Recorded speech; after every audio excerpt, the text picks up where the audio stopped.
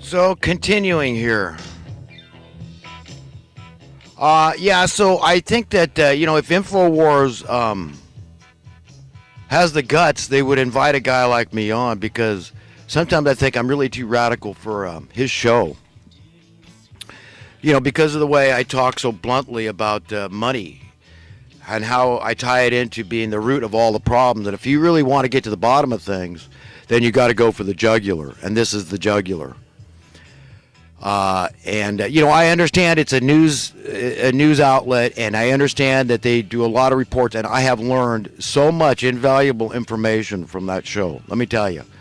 Okay, the whole 9/11 thing. I mean, my eyes have been open to so much valuable knowledge. The GMO thing, he gets into everything. The chemtrail thing, he's had Dane Wigington on the show. He's had just excellent guests. I don't know where he finds them, how he's able to reach these people, but he gets all kinds of great people on the show with excellent information. He did this 36-hour special, and you know what, though? I mean, his listeners want to not miss anything, but I mean, where does he think these people are going to find the time? You can't pull it out of their ear. A lot of people are working 2 jobs. I mean, how are they supposed to find the time to listen to all this information?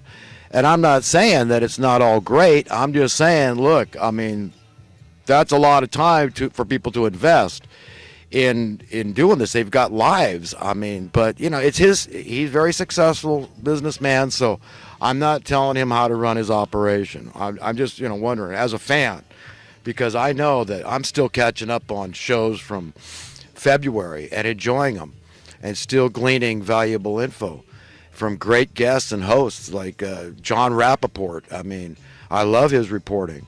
He's one of my favorite guys because he's one of these that's not afraid to think way outside the box like myself and point out, look, you want to get to the root of the problem, then you got to go for the jugular, okay? And what I mean is the top politicians, keep your fingers on and your focus on the Senate and the Congress, those people that signed off on that bankster bailout of '08.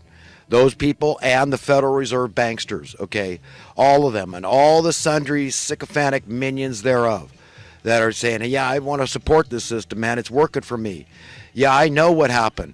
I know that we're being divided. I know that wealth and income disparity keeps growing, but I'm on the right side of that equation. So I want this train to keep chugging down this track. I don't want Trump slowing down the train and switching tracks, okay? And even though, even if my numbers keep going up, I don't want other people's numbers to go up. I don't want them to be equal, because if they're equal to me, then maybe they won't be my servants. They won't be beneath me. I won't have any kind of advantage. I get how people think. I understand the rationale and their reasoning, their logic, and it's perverted, and it's sick. And if Trump's for real, he's going to care about the least of men. He says he's a Christian and he's quoting Jesus and all this, then he knows he's got to be a champion of the poor. And like he said, that reason I voted for him, that he was ashamed of homelessness in America, a land of milk and honey, supposed to be a shining light example for the rest of the world. And we're letting, and I'm not just saying we should protect the veterans, okay? Everybody should be protected from homelessness. $50 billion a year isn't enough. Okay, give me a break. Let me run HUD. Let me run the housing authorities. Let me run Section 8. Okay, give me a year and I'll straighten it out. And yes, there's going to be a market correction, let me tell you. Because if you took $50 billion away from the housing market, you're going to see rents plummet. Guaranteed. You will, and correspondingly, you will see mortgages plummet. Guaranteed. So all you people that were under the illusion that this money's going to the poor, no, it's not. It's going into the pockets of guys and gals like Rich Dad. That's where it's going, folks. And it's creating this wealth and income disparity, this perpetual one. It's not okay. It can't work. It's a Ponzi scheme. It's a pyramid scheme. It's totally unfunctional and failed. It cannot succeed. Anybody with half a brain, a tenth of a brain, can see that truth. So we've got to grab the bull by the horns and get serious and wake up and smell this steaming pile of dog crap that has become of our social economic America. It's a mess. Yes, we should be ashamed. And yes, Trump, yes, do your best to at least the extreme poverty. And if people say, oh, well, Jesus said that the poor you will always have. Look, it was in context of the time and what he said, because he knew this guy that was saying, oh, I care so much about the poor. He was robbing out of the treasury, the purse that the disciples were using and Jesus were using. that they shared in common. This purse they shared. Oh, well, Lord, this money, we don't want to, waste it on this perfume to be poured on your feet and your head, whatever. Okay, this could go to feed the poor. But the guy didn't give a crap. Jesus knew he didn't care about the poor. Okay, so, don't use that. Anybody that professes Christianity, I don't advise you try to stand before Christ and say, this is why I didn't care enough about the poor, the downtrodden, the dispossessed out there. I said, oh, well, I thought Jesus meant something different when he said, whatsoever you do or fail to do for the least of these, you do or fail to do for me. Because a lot of Christians will want to translate that to say, oh, he's talking about abortion. Well, maybe he's talking about abortion too. But you can't say he's not talking about people that are going to die out in the cold tonight in America. That's not okay, or anywhere in the world for that matter. Unless it's necessary, unless it's from an accident or a natural disaster or something. It's not justifiable in this day and age. Okay? Your housing costs should go down, just like the VCR went down in price I'm talking about. Why? It's called progress, because you got state-of-the-art equipment and tools, so it's quick and easy to build houses now. And that's what's supposed to happen. It's called supply and demand economics. That's why I'm always trying to get people to understand basic precepts of capitalism, true capitalism, supply and demand capitalism, the kind that Austrian economics and Lou, what's his name? Lou, I can't remember the guy's name, but he prescribes to that stuff, and like Ron Paul. Or Adam Smith, the great economist, over 200 years ago. It's the same kind of principle. But understand, you got to respect labor. And just because labor is unskilled doesn't mean it's not worthy of respect. Are you going to stand before God and say, well, I thought it was okay to oppress people and to let their wages keep on slipping and slipping and slipping relative to the cost of living and their standard of living with it, and their chance for prosperity and their freedom and all this stuff slipping out? I'm okay with that, God. Really, you going to stand before God with that kind of philosophy, that kind of belief system, and rationalize that? Well, I'm telling you, you're going to be lukewarm. He's going to spit you out of his mouth. You've got to give a damn about the least of men. And the God of the Bible is unequivocally a champion of the poor. And all I'm saying is, for crying out loud, for the love of God, let's care about the extreme poverty so people aren't made to be desperate. And society would save a bundle. It's a very conservative and fiscally prudent idea I'm talking about. Fixing problems. Okay, but if Alex Jones and InfoWars, any of his reporters that might just happen to catch me saying this, if they're not afraid of a guy like me being on the show, then invite me on. And I'll take the tape off my machine, and I will be happy to talk to any one of your reporters, okay? Or Alex. I'd love to talk to Alex personally, I've been a huge fan for a long time. And I know originally, he had this motto about, of smashing, destroying the left-right paradigm, okay? And I think that's a beautiful idea, and that's what really got me addicted to the show, was that here's a guy that says he understands, look, it's not a left-right thing, it's just a thing, it's just an evil thing, and there's evil on both sides of this thing. A crony capitalist is evil. You could say some of the communists are evil. Yeah, there's innocent communists too, that really believe they're on the right side of history, that believe they're the good guys, the People's Party, the blue-collar working class, right? So who can deny that a lot of socialists and a lot of communists believe that in their heart? But there's also deceivers that are just trying to mix it up and get people to forget history and don't understand that it never worked. It can never work. You can't force people to pay for your cost of living. Okay, if your cost of living is get paid, you better get more creative than just, robbing Peter to pay Paul, the Robin Hood thing. It doesn't work that way. And if you're going to play that game, then at least play it with the trillionaires who you never hear about from the mainstream media. But let's face it, if you own the copyright to the money itself, then you've got an endless supply. You've got perpetual, infinite money supply. You could buy all the goods and services for eternity. Okay, how is that in any way, shape, or form okay? So if you're going to play the communist socialist thing, at least target the right party. And if they're untouchable, if they're too big to tax, then you've got to face that fact and try a different approach, get more creative. But the same thing stands for the people that profess capitalism.